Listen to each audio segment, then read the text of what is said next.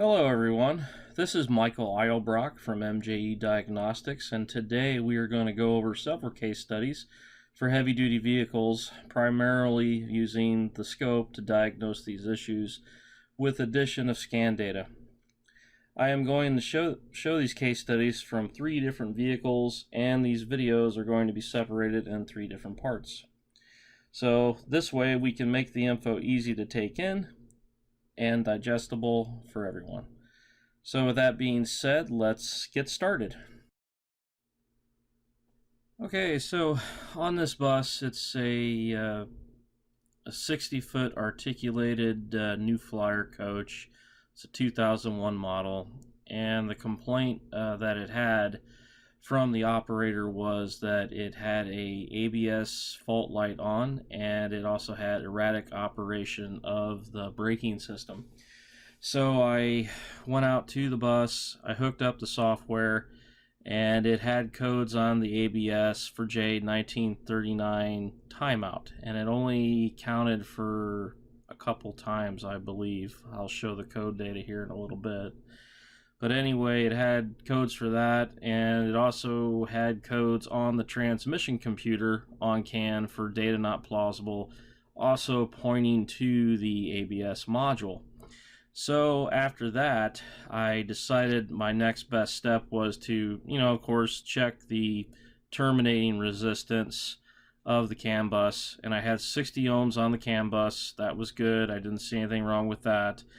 So the next thing I opted to do was to hook up my scope, and I hooked up to CAN high and low, and I also hooked up to the shield ground as well. And the reason why that I decided to approach it like this is because if you have a shield ground that is not properly grounded, or if you have a break in that shield ground, you're going to get a lot of noise and interference in that signal. So as you can see in my picture here, this is the ABS connector for the CAN bus. I ended up using a breakout lead to tie into there and then to hook up my scope traces.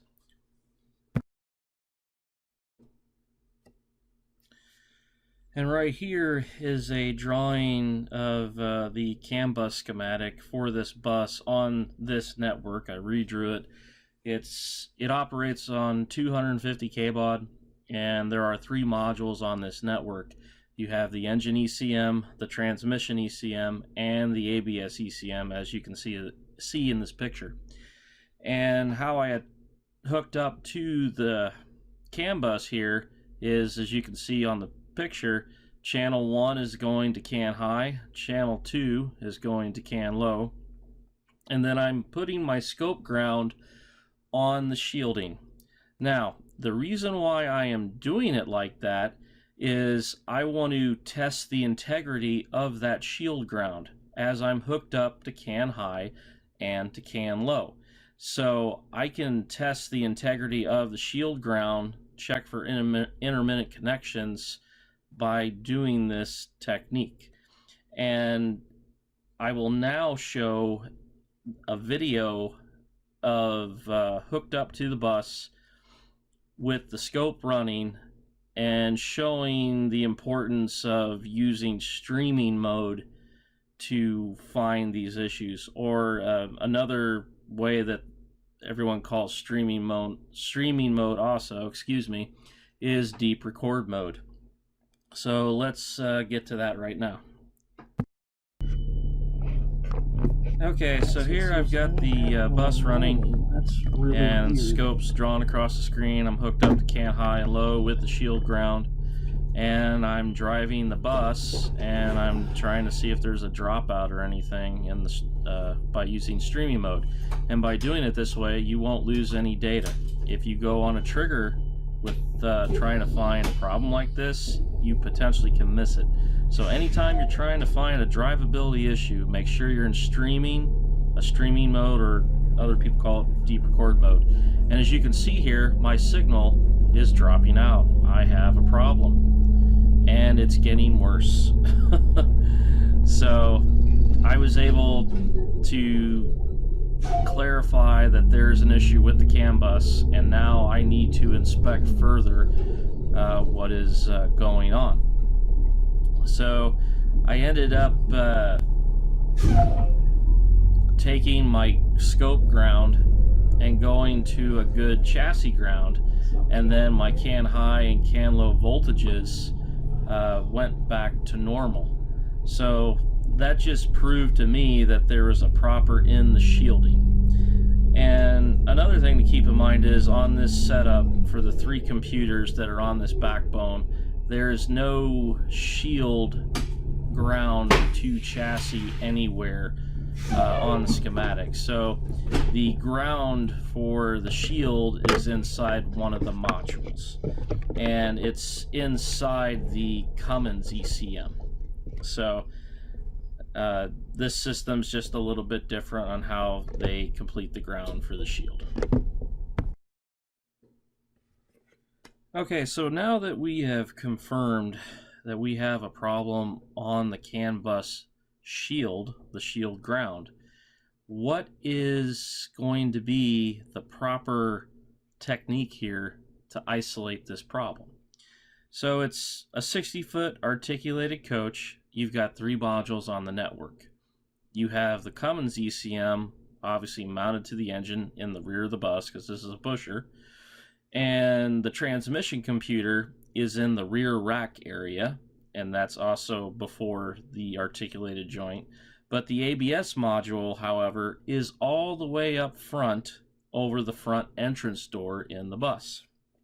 So how I decided to attack this issue was I went and got the ZF breakout box. I hooked it up to the ZF computer, and I measured CAN signals at the back of the bus, and then compared those signals from the back to the middle before the harness goes through the joint and a guiding system. So the harness goes through a guiding system in that articulated joint, and then it goes out to the front. So I took samples at the rearmost part of that joint and then the frontmost part of the joint.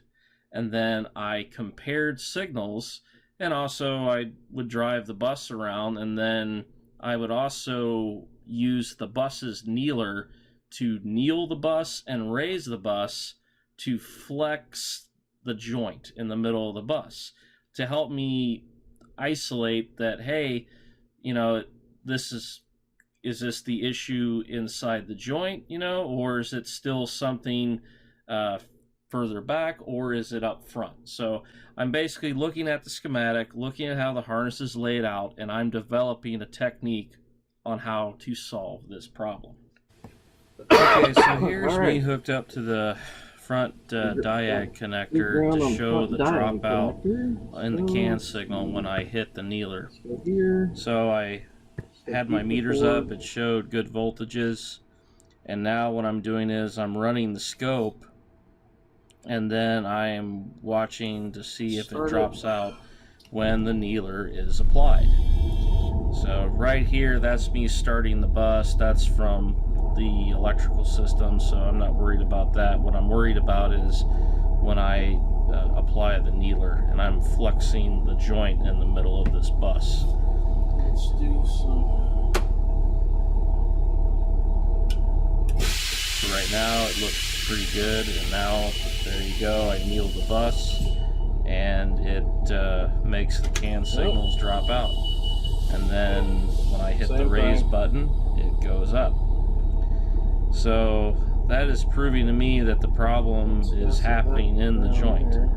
And I also did checks on the very front part of the joint, as I showed in the prior pictures, and then in the back portion of the joint. And I will show that capture next as well, showing when I hit the kneeler and I was hooked up to the back, the CAN signals did not drop out anymore.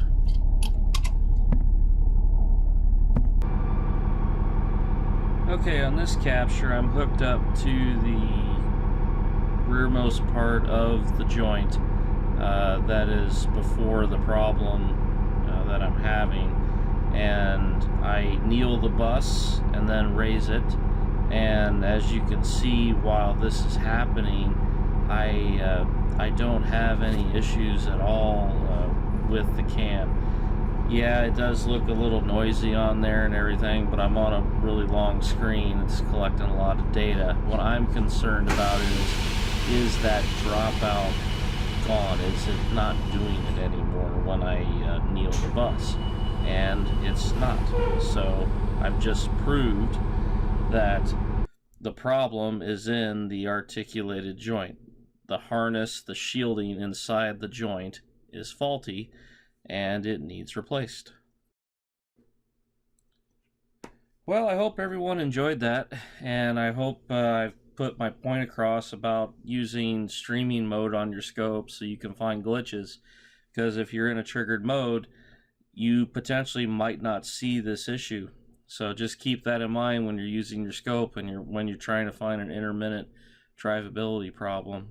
So, and also another good tip here that I think I've showed is by using the shield as your ground for your scope, you can find out the integrity of your shield ground. So that's also a good test. That's a technique that I use, and it works really well. So, but with that being said, this one's a wrap. I hope everyone has a good evening. And if you have any questions about what I do, how to get a hold of me, my website is www.mjediagnostics.com, and you can contact me through there with any questions about training, scopes, scan tools. I'll do my best to help you out. So thank you and have a good night.